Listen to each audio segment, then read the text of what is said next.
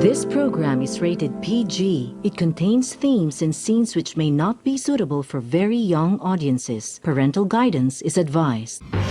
Be advised that the views and opinions of the hosts and guests do not reflect those of the station.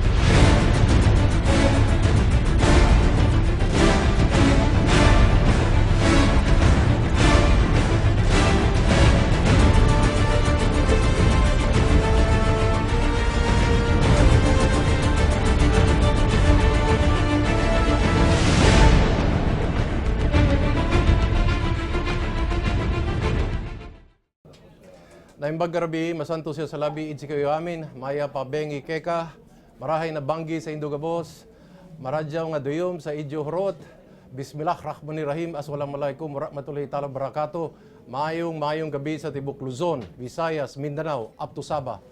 Ako po si Eric Espina at ito ang inyong nag-iisang republika.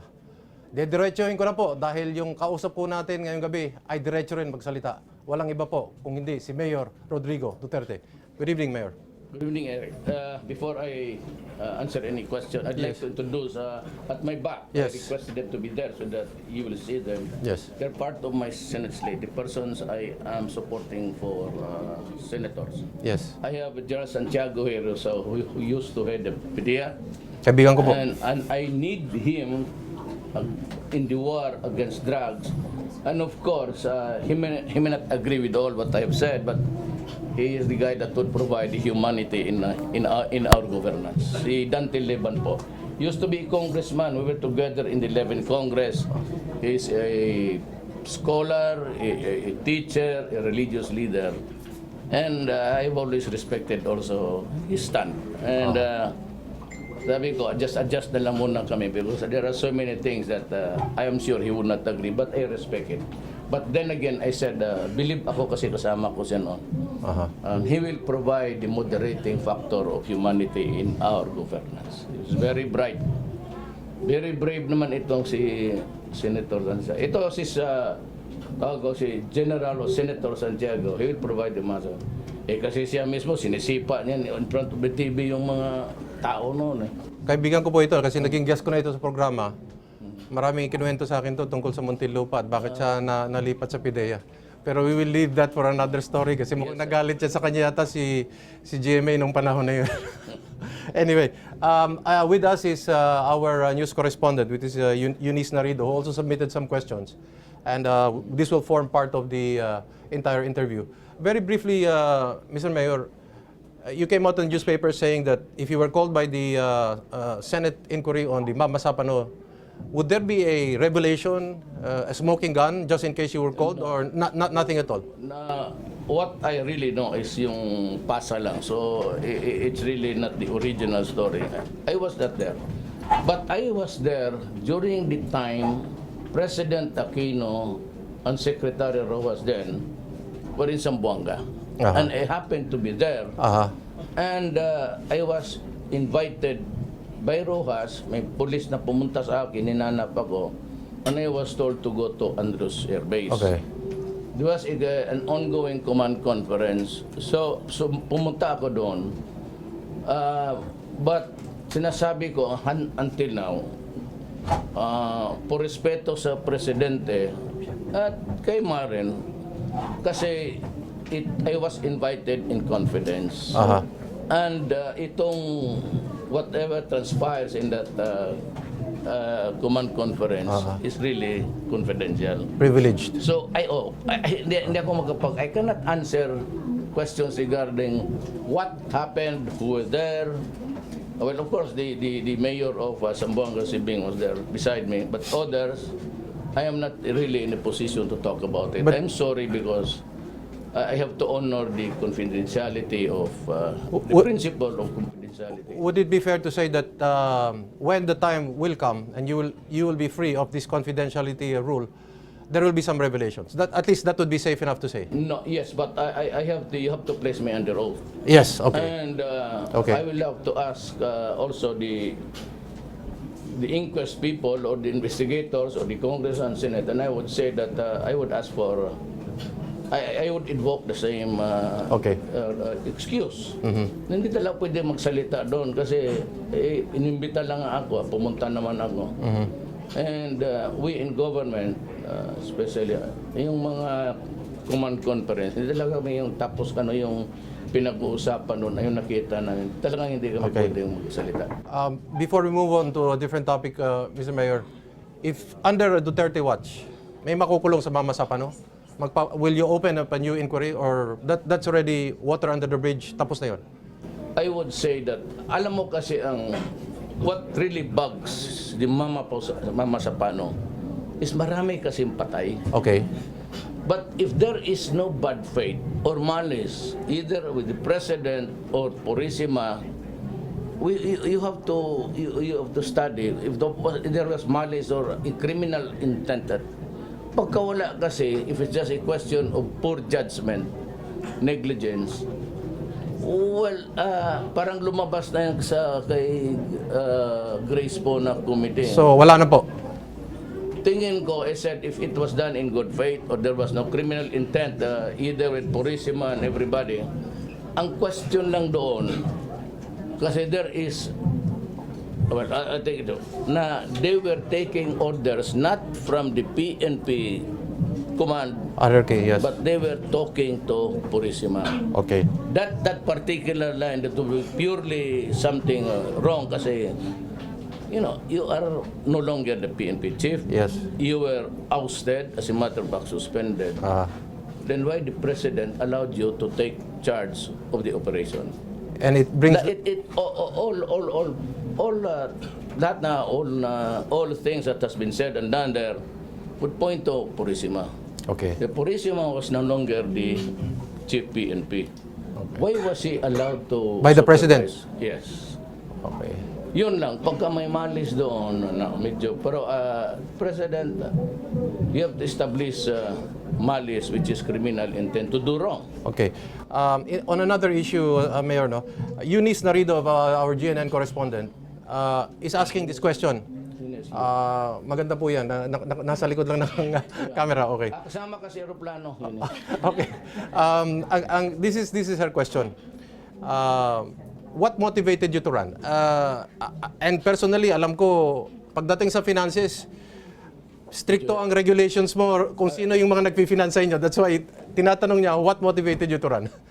Well, any reason would be a good reason. Yes. Tapos Yes. na water under the bridge. Okay. But I would say that I was looking at my country. Yes. I cannot make it an excuse yung si... Ayaw maniwala ang tao dyan So, let it be. Problem is, mayor ako, and I would leave the government service because I was really planning to retire. I'm 70 years old. Kita ko yung drugs is flooding the country. And that is what was also bugging General Santiago when he was the PDEA. It seems to be uncontrolled and it has reached the rural areas. Yung mga durugista doon, they're willing to take your Carabao, baka mo, goats, And your children? patay. Tumula na yung Carabao nila, nawala na yung pagkain, manok, pati ito. Sabi ko, this cannot go on. It will destroy our country. Is it worrisome for you, Mr. Mayor, that in the 6 zonas of the president, there was never any mention of the drug menace? Yes, I was bothered. And what did that tell you? Well, I said, maybe, parang, hindi naman ako na, this is not to pull my own chair. Yes, yes. There are 2 guys lang dyan ngayon sa line-up na pwede talaga. Okay. Yung sabihin mo na hihiri talaga sa problema. Okay. Yung dalawa wala yan. There are only 2 guys. Okay. Me and the other one. But I can talk about corruption. I can talk about drugs, criminality, and corruption. Yes. Itong isa is hampered by, may bagahe. Okay. He cannot talk about corruption. Pero itong dalawa, maybe kaya niya. Bakit po? Tingin ko kami lang dalawa ang pwedeng humiri talaga. Why did President Noynoy Aquino not talk about the drug problem in the 6 zonas that he spoke? Oh, I am sure that he has his own reason for not doing Okay. it. I will. I cannot read the mind of Okay, the president. okay. Maybe ayaw na niya pag-usapan. Ganun. Maybe he did not consider it a very serious problem. But everybody in this room knows of a mayor or a governor, and you can call him now, and he would tell you that the problem, number one, is really drugs and criminal. Grace, Eunice is also asking why federalism? Well, because it has produced inequality in this country. Federalism, unitary type, was the very system that was used by the Spaniards when they came here. Then they went to war against America. They lost by the Treaty of Paris, were passed to America. And America, for control, maintained the unitary type. Now, ang problema nito is, ang Mindanao kasi is different. Everybody must understand that. When Magellan was there, landed in the Philippines in 1521, about 70 to, I think it's about, to save to sin, tinignan ko yung archives it's 70 to 1 century, Islam was already firmly planted in Mindanao. Yes. So nung sinabi ni Magellan, I claim possession and ownership of this island in name of the King of Spain, and would call all the people said Filipinos. The Moro people resisted it because they cannot be the subject of a Christian king, much less be named as a Filipino. Subject yan ng Christian king. I mean, until now, they're taking it nonchalant, but no self-respecting. Biglain man sabihin mo, Akin ka. Filipino ka? Ano hindi ka sabihin niya, ako? Muslim. That's the reality on the ground. Why Senator Cayetano became the choice among many who wanted to be your co-tandem? Well, he's very bright. Okay. He's a very decent man. He's learned and he's honest. At siya yung, well, of course, pabalik-balik siya because he had to talk to me several times. Tapos, yung finally, wala naman ako, I have to have a vice president. So sabi ko, it would be good if he's on my side. Mahusay siya, he's very good. I have specific questions, Mr. Mayor, no? Because usually generalities allow for certain legroom, which I think will indicate to the public your thinking, what they can expect in the future under the Duterte administration when you become a president. So there's certain specifics here, Yes, which you could enlighten us Yes. with. We'll start from outside, going into domestic affairs. It cannot be matter of statements. Yes, yes. Be specific. Who owns the West Philippine Sea as far as Duterte is concerned? Tayo. Okay. Malinaw po yan. If I am going to talk, the problem is, if you the Americano, Australia, they want a multilateral. Yes. Lahat tayo. Indonesia, Vietnam. Yung China, he wants it. Bilateral. Bilateral. Yes. I'm willing to go with multilateral. Only for a time. Yes. But if it is in still waters, nothing is moving, then I might decide just bilateral. But remember, I'd always say, I have a margin. Before we talk, here is the predicate, the foundation of our talks. Okay. What you're occupying there is our territory. And we will not, give it up. This would be the predicate of our talks. I am not asking you to believe me, but this is my position. Amin yan. Let's talk. Okay. Dahil sabihin na, we cannot go to war.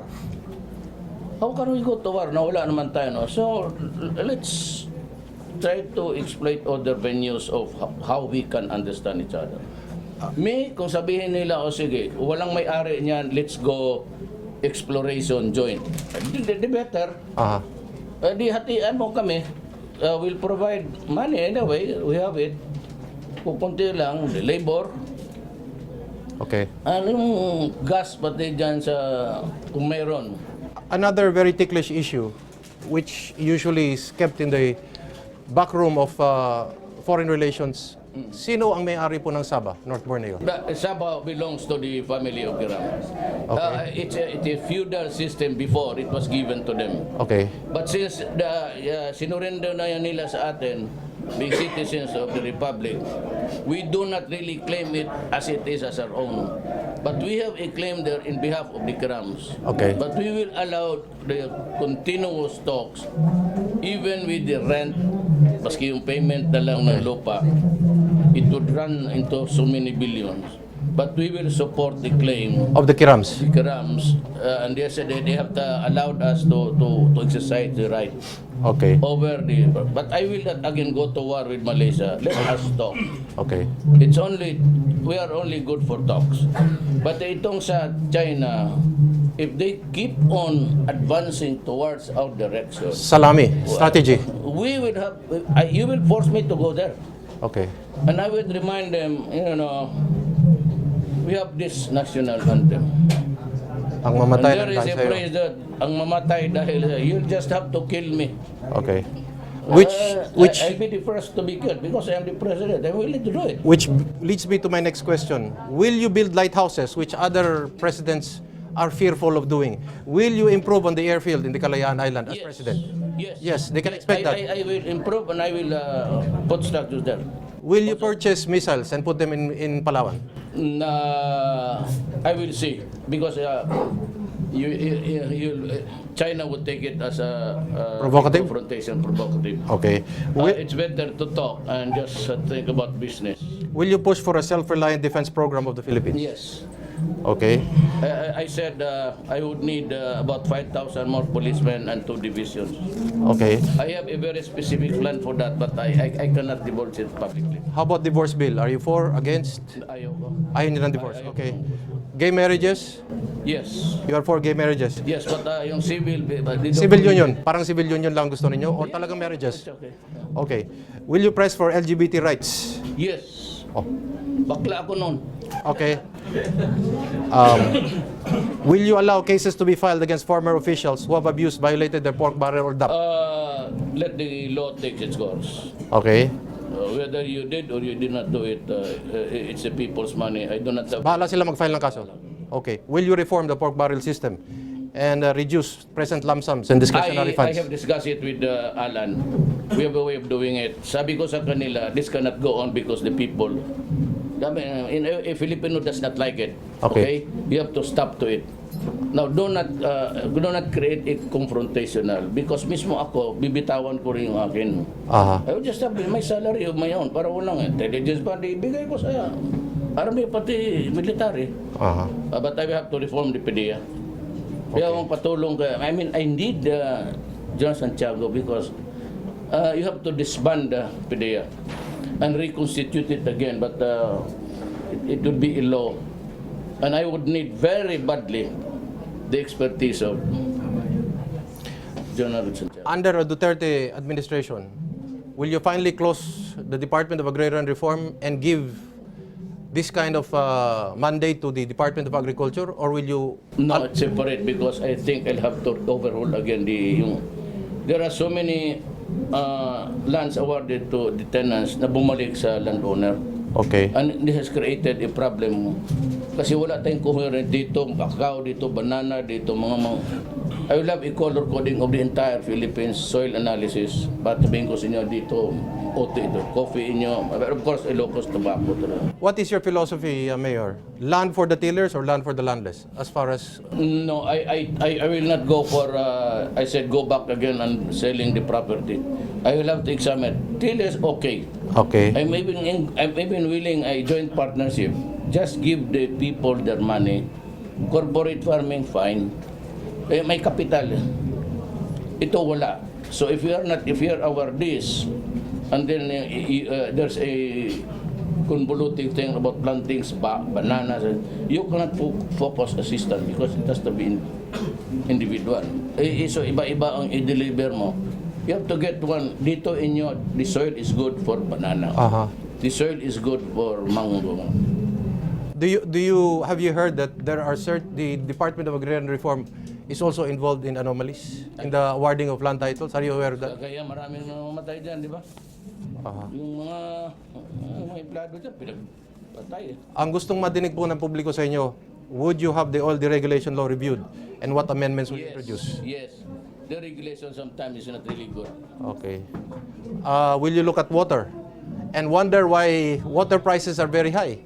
And why are the onerous interest being given to only certain... I will ask the government to give the water to the irrigation, using irrigation or canal water free of charge. Okay. Itong higher interest of yung sa mga water work, maybe we'll just start to review. We have to, ilan, do we go to people who will do bulk water or to supply the bulk water to government? Because there are people who are digging and selling, and if it's really, it can contribute to competitions na maraming tubig, well, I will allow it. The competition is healthy. We're going to pause for a few reminders, and when we come back, we're going to ask the good mayor, handa ba siyang banggain din yung mga may hawak sa mga malalaking kuryente na nagpapataas sa ating mga binabayaran? Sa pagbabalik po na Republika.